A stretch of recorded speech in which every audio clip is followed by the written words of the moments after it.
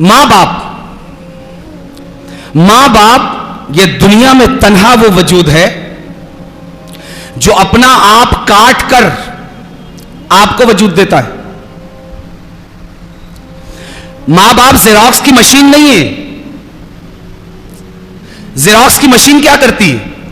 Original اپنی پوری capacity کے ساتھ اوریجنل موجود رہتا ہے, اس کا ایک زیروکس بن جاتا ہے. کیا زیروکس نکلنے سے اوریجنل پیس جو ہے اس میں کچھ کمی آتی ہے؟ ارے بھائی, کبھی کوئی کاغذ زیروکس کروایا ہے؟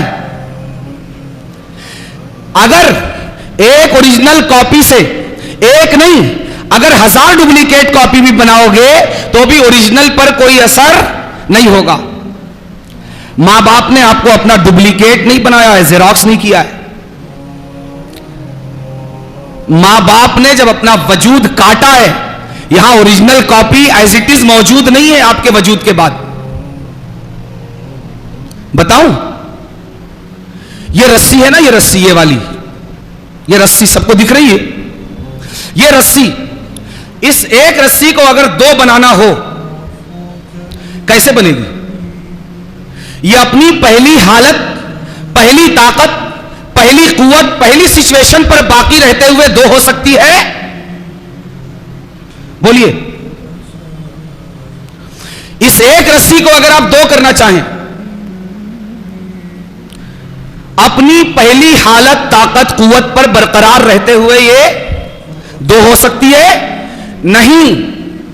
یہ 2 ایک ہی صورت ہے 2 ہونے کی کہ اپنی طاقت کا حصہ, اپنی قوت کا حصہ, اپنی صلاحیت کا حصہ, اپنے وجود کا حصہ جب تک یہ ڈیوائیڈ نہیں کرے گی اس وقت تک 2 نہیں ہوگی.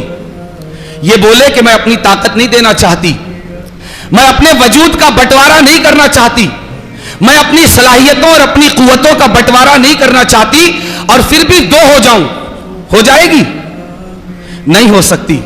دوستوں, ہمارے ماں باپ سے تعلق یہ زیروکس مشین سے نکلنے والے کسی اوریجنل سے, کسی زیروکس کا سا نہیں ہے کہ اوریجنل اپنی جگہ, اپنی صلاحیتوں کے ساتھ, اپنی طاقتوں کے ساتھ, اپنی قوتوں کے ساتھ اپنی جگہ برقرار رہتا ہے اور اس کی کاپی بن جاتی ہے. نہیں, ہم وہ کاپی نہیں ہے جو زیروکس مشین سے ڈپلیکیٹ کی شکل میں نکلتی ہے. نہیں دوستوں, ہم اپنے باپ اور اپنے ماں کی آدھی جان لیتے ہیں, آدھی طاقت لیتے ہیں, آدھی قوت لیتے ہیں, آدھی صلاحیت لیتے ہیں, ان کی آنکھوں کی روشنی میں بٹوارا کرتے ہیں, ان کے قدموں کی طاقت میں بٹوارا کرتے ہیں, ان کے سوچنے کی طاقت میں بٹوارا کرتے ہیں, ان کے پکڑنے کی طاقت میں بٹوارا کرتے ہیں, ان کے ہضم کرنے کی طاقت میں بٹوارا کرتے ہیں, ان کے بولنے کی طاقت میں حصہ لگاتے ہیں. پورے وجود میں, ظاہری وجود میں, باطنی وجود میں, روحانی وجود میں, جسمانی وجود میں ایک اولاد جب بٹوارا کر لیتی ہے تب اولاد بن کے وجود میں آتی. اسی لیے یہ ڈی این اے جانتے ہیں؟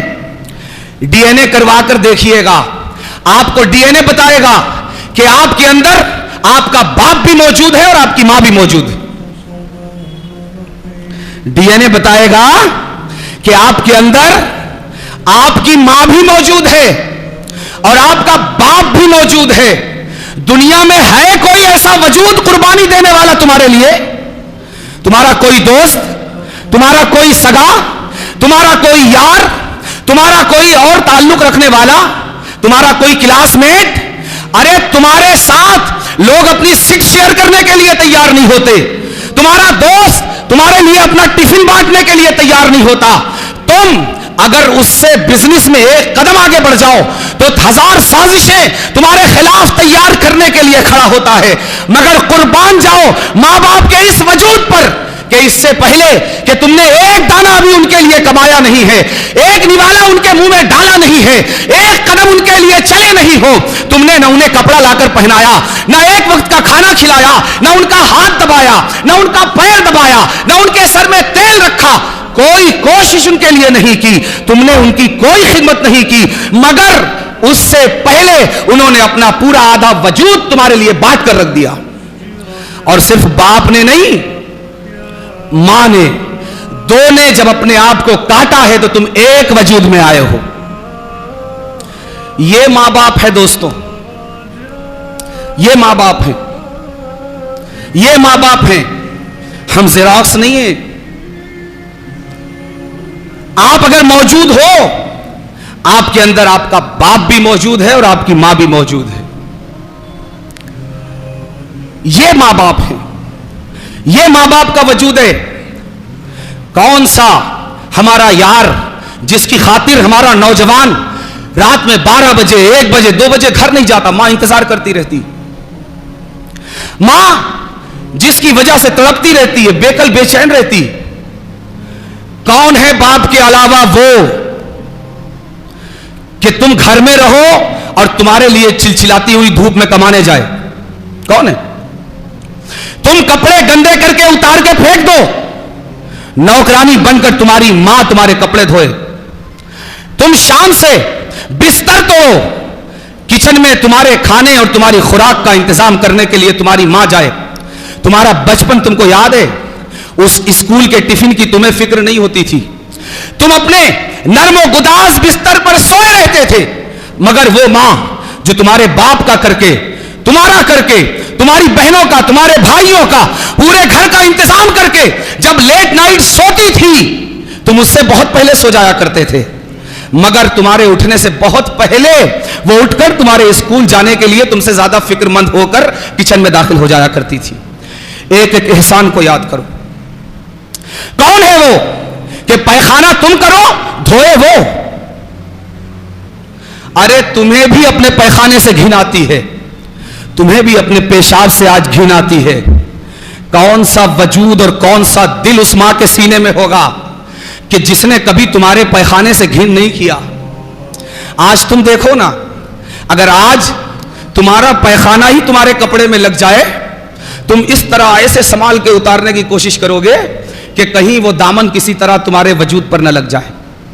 مگر اس ماں نے اپنے سینے میں کس جذبات کو سجایا اور بنایا اور وجود میں رکھا ہوگا کہ جس نے کبھی تمہارے پیخانے سے گھن نہیں کیا کہ نہیں میں تو نہیں دھوؤں گی تمہارے پیشاب سے.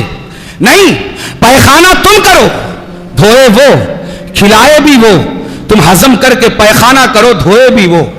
تم پیشاب کرو, صاف بھی کرے وہ. کون ہے جی کما کر رکھے اور تمہارے نام کر دے؟ کون ہے ایسا کہ اپنی زمین تمہارے نام کر دے, اپنی جائیداد تمہارے نام کر دے, بنا بنایا کاروبار تمہارے نام کر دے, دنیا سے جائے اپنے لیے کچھ نہ لے جائے, سب کچھ تمہارے لیے چھوڑ جائے؟ کون ہے وہ؟ ہے کوئی؟ ایک ہی وجود ہوگا, اور ایک ہی وجود ہوگا. ایک کا نام باپ ہوگا اور ایک کا نام ماں ہوگا.